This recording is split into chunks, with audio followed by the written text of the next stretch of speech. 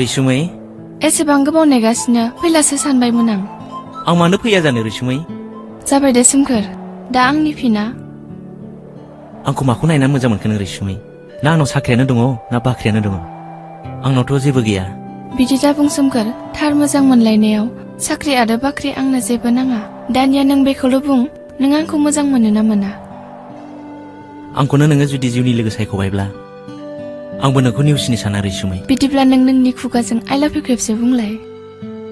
आइ लाभ इउ रैसुमै आं जेबो खोनायाखैसो एसे गोसायै बुं आइ लाभ इउ आइ लाभ इउ टु सोमखोर